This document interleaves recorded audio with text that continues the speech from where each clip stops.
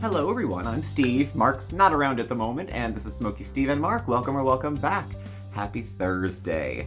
I am very excited. Tomorrow is my short day at work. Every other Friday I get out at like 11:30, and I just decided to use some PTO for those hours, so my weekend begins tonight, which is very cool. We are here today with another My Rehab Notebook. So, if you were here last time, this is going to be a limited series because I only wrote but so much. And talking about different things that were part of my treatment plan when I was in rehab, some of the assignments I was given to help find myself and my way and all that stuff they have you do. So the last one we talked about was how to deal with immature and attention-seeking people. And of course I had as charitable thoughts as anybody who's a minute and a half sober. But so it goes. And so I was able to share that with you guys, and it was actually really, really cool. So I have another one I'm going to share with us tonight. I'll read it for us. And the topic I was given by the therapist was viewing my sensitivity as a strong thing. Now, I don't know if you guys noticed, I'm a little sensitive. What? People are. It's a thing. It happens. But I have never once considered it to be a good thing. It made me cry in public. It made me get stomach aches. I would get anxious all the time. It was just not a good fit. Everything bothered me. Everything I thought too long about. Everything kept me up at night. Just anything. Insults, criticism of my schoolwork, dirty look. I mean, I was not in a good spot, so pretty much everything felt like it was an attack, hence this very sensitive thing. Now, when you take a person who's very sensitive, and you can't help but be kind of self-centered when you're sensitive because you're constantly assessing how am I feeling, how am I doing, how am I feeling, how I'm doing. That if a person who is like that drinks a ton, it could spill out sideways, and for me it certainly did. And so for part of my road back to recovery, I was told write about it. So I should call my old therapist. I think she still works there. Let me see. Last week was about attention-seeking people. And thank you for showing up for this content if you're here to watch it. This is not like Mark's more lively things or the coffee talk or the gossip or anything, but this is stuff that's much closer to like my everyday life than the other stuff is. So here we go. How can I turn my sensitivity into a strength?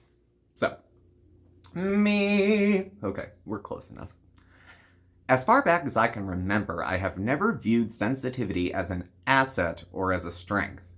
My own experience of being emotionally sensitive amounted to behaviors that I believe are probably unacceptable, including but not limited to temper tantrums, crying, panic attacks, inappropriate laughter, and so on. I had always assumed growing up that since I engaged in these behaviors, and the rest of my family, and most of my peers, did not, that there was something wrong with me, that I was maybe overly sensitive. So I had to take it down a notch, or at least had to have it where I could get by in life still without it getting in the way. As I got older, I not only made attempts to hide my emotions and reactions to them, I began to see them as a weakness, something that clouded my judgment, influenced my decisions, and changed my behavior in a way that I didn't like. I saw other people get mad or sad and pass judgment on them. I prided myself on my learned ability to control my emotional responses. I was terribly mature, wasn't I, for someone who had an empty wallet and no keys to their name? All of this was, of course, for appearance sake. Inside, I couldn't shake the feeling, good or bad, that I had spent the last 10 plus years trying to regulate my emotions with food and or alcohol. Nothing wrong with a little snack or a glass of wine after work, but my issues ran a little bit deeper. Deep enough that by the time I was 30, I had morphed into an eating disordered alcoholic, desperate to feel anything, up to and including a pulse. Reframing my sensitivity is a challenge. In sobriety, it does keep me honest. And as guilt of lying is but too much to bear, honesty serves. I've been working on just sitting with unpleasant feelings when they come up. This is a delicate experiment, as I am something of a masochist and can sit in an odd satisfaction in my own shit for hours. The healthy goal of sitting in this feeling is to build something up like a tolerance, so I can act, maybe react, and hopefully not overreact. And as for my relationships with others, my sensitivity can be a great asset if it is tempered with boundaries. I have always had a strong impulse for empathy and compassion. It projects sort of a sensitivity, I guess. If I can keep a boundary between me and the other person solid, my exposure of my real emotions and feelings can allow me to have a stronger and more powerful relationship with others rather than keeping them all at arm's length. This is a risk, of course. If people are allowed in, then it's possible to lose them, and that loss has to be dealt with. However, I decided it's more important to take the chance than remain lonely and safe. Finally, by truly accepting and embracing my full range of feelings, not just the right ones, I will be that much closer to my authentic self whenever he turns out to be. Clearly, I have work to do, as I've just reread this essay that I've been starting and I berated myself at the end of it because I wrote it too many times. So, whatever that turns out to be. So those were my thoughts at the time about being overly sensitive. And it's a trait it's like a weak gene, I guess. It seems to run in my family. My mother has a little bit of anxiety. So that's sensitive, but in a sort of a different way. She's not emotionally sensitive. She's like hypersensitive in that way.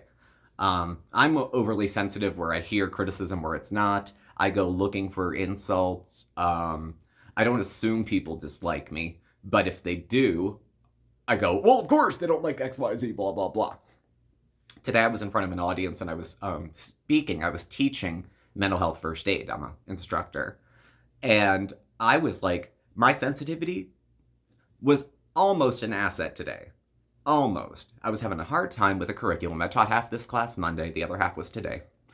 And I couldn't focus, and I felt like the audience was looking at me and could see that I was like panicking. So, few deep breaths, which are built into the curriculum, which is good. And I was able to sort of compose myself. No tears, no freaking out, maybe an extra puff or two on the vape, but otherwise we made it through okay. And being sensitive doesn't really get in the way of the things I want to do anymore. Some of it's getting older, honestly. I know there's therapy and there's old souls and young bodies, but a function of living this long was that some of the things that I used to worry about, I don't. Age, experience, apathy, call it what you will, I don't know.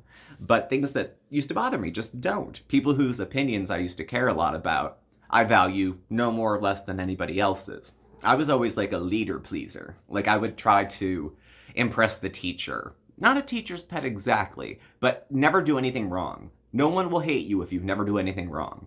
Well, that's a tall order. And in my little 8-year-old head, I wasn't really putting that together too well.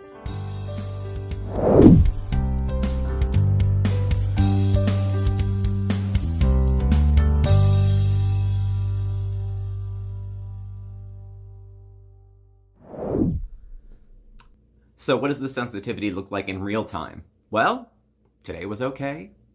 I've had emotionally challenging things happen within the last 18 months. I got married. We were homeless, briefly.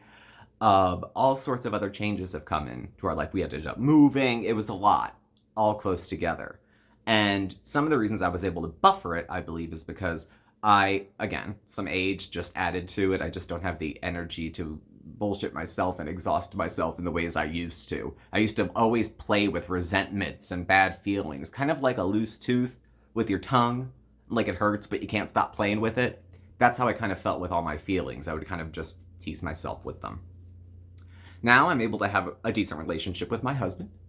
I'm able to be sensitive around him, but not fall apart. I can describe my emotions, and if need be, I can get a little emotional when it doesn't embarrass me. I was talking to my boss the other day at work about something, and it's mental health, and I have a mental health issue, and it's challenging, and I started to get upset, and I started to cry while I was talking. I don't usually cry at work, but when I do, so it was a little bit different, and I never would have been caught dead doing that at any other time. Like, hide if you're crying, don't cry. I grew up Irish Catholic, so who can ever suffer the longest in silence wins. What do you win? I don't know. A jewel in your crown in heaven?